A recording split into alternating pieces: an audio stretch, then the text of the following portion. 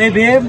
અમે બોટાદ જિલ્લાથી આવીએ છીએ અને અમે બોટાદ જિલ્લાના તમામ દલિત સમાજ દલિત ભાઈઓ અમે રાજુભાઈના સમર્થનમાં છે, એમના પુત્ર સંજયભાઈના નેના કે દલિત સમાજમાં કોઈ પણ માંથી અત્યાચાર બનશે તો બોટાદ જિલ્લાના અથવા સમગ્ર ગુજરાતભરના દલિતોએ સાથે મળીને જ આપણે લડતું લડતા રહીશું અને હવે પછી કોઈ બનાવ ન બને એવી અપેક્ષા રાખીએ છીએ। અને જો કોઈ એવો દુસ્સાહસ કરશે તો હવે દલિત સમાજનો આક્રોશ સહન નહીં કરી શકો।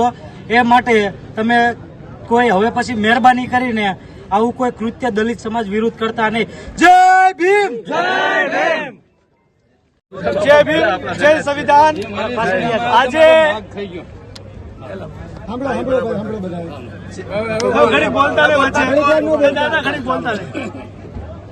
જય ભીમ, જય સંવિધાન।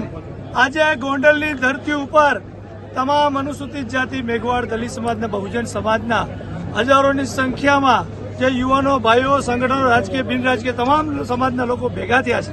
આ એક અમારો મેસેજ છે તમામ ગુજરાતના અસામાજિક તત્વો અને ખાસ સરકારને, જે અનુસૂચિત જાતિના લોકો પર અવારનવાર જે અત્યાચારો થાય છે, જે હત્યાઓ, મર્ડર, બલાત્કારના બનાવ થાય એ આજથી બંધ થઈ જવા જોઈએ।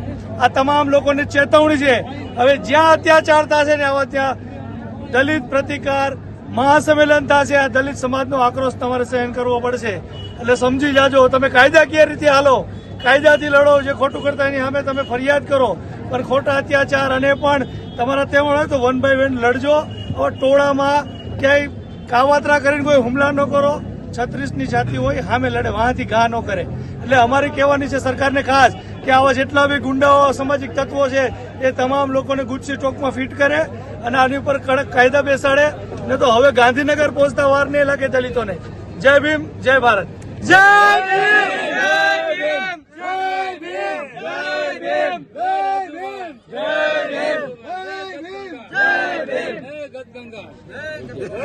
જય ભીમ, ચારે બાજુ પબ્લિક આવે પાણી આવે। જય ભીમ, જય ભીમ, ડોક્ટર બાબા સાહેબ આંબેડકર એક વિડિયો લડેંગે, ના સંભળાય તો કઈ નહીં, કોઈ ઉશ્કેરવાની વાત નથી, પણ જયરાજના ઘર સુધી તો આપણો અવાજ જવો જ જોઈએ। જય ભીમ મિત્રો, આજે આપણા ગુજરાતના 29 જિલ્લામાંથી જે આપણા દલિત શક્તિનું જે આપણે રેલી સ્વરૂપે આયોજન કરી અને સરકારશ્રીને આપણે જાણ કરવા જઈ રહ્યા છીએ કે આપણો ઠીક છે કે જુનાગઢ રાજુભાઈના દીકરા સંજયનું આ એને છે ને ખોટી રીતે અપહરણ કરજો, એનામાં ફ્લેવર હોય તો સામે સાથીએ કેવું છે। 11 વાગે બનાવ બને છે, સંજયભાઈની ખબર નહોતી સામે કોણ છે, એની ખબર નહોતી। સંજયભાઈના પિતાશ્રી આપણા રાજુભાઈ એ જાણ એને ખબર પડે છે કે આ તો ભાઈ ગણેશ છે, પણ જો ગણેશ અસલ દરબાર હોય ને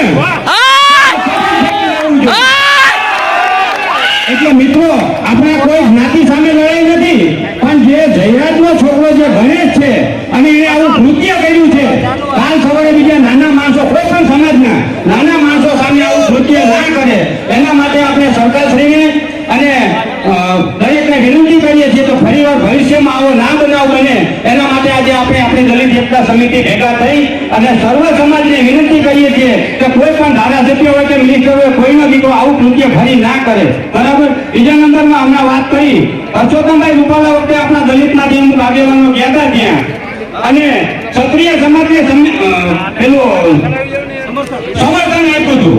આજે તમે જોઈ લો, આપણો મોટો એવો પ્રશ્ન છે, એક પણ ક્ષત્રિય સમાજમાંથી કોઈ જાહેરમાં બોલવા આવે તો મીડિયા સામે આવે કે ભાઈ આ વસ્તુ સાચી છે, કોઈ પણ છોકરાનું અપહરણ કરી એને લગ્ન કરી મારવો આ વસ્તુ સાચી છે, અમારો તમને પૂરો સપોર્ટ છે, એવો એક પણ ક્ષત્રિય બતાવો।